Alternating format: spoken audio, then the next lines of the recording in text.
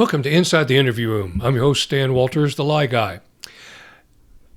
False confessions, fantasy or reality? One of the things I enjoy in the classes where I have in-person contact with students is some of the side conversations that we have. And surprisingly, over the last 2 or 3 years, I've had conversations with students regarding false confessions. We've just covered that segment in part of my training. And these students have come forward and told me that in their previous training with a major training company on interview and interrogation, they've been told that there is no such thing as a false confession.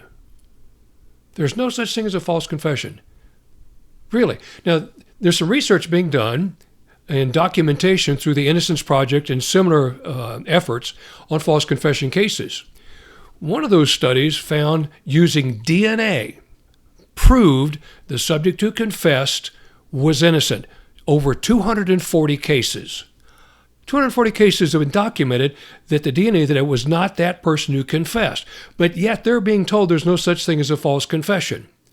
Now, I did a quick review before I went on camera here of some of the cases that have occurred in the last 2 years that I'm aware of involving confirmed false confessions.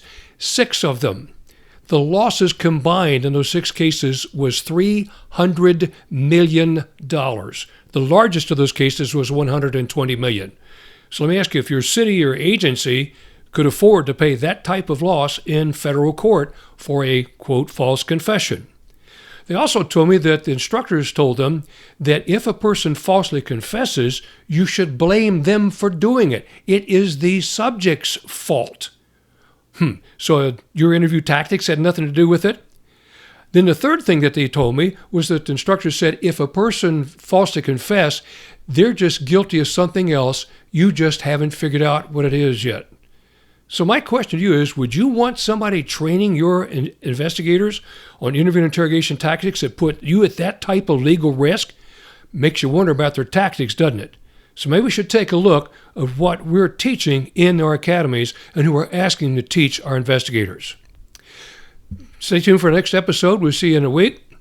In the meantime, be sure to, on the end page, click subscribe button and the bell so you get notification of more episodes coming up of our new series.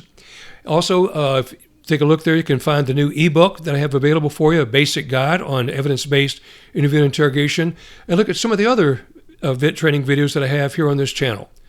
So until next week, be safe and remember, what happens in the interview room echoes in the courtroom. See you again soon.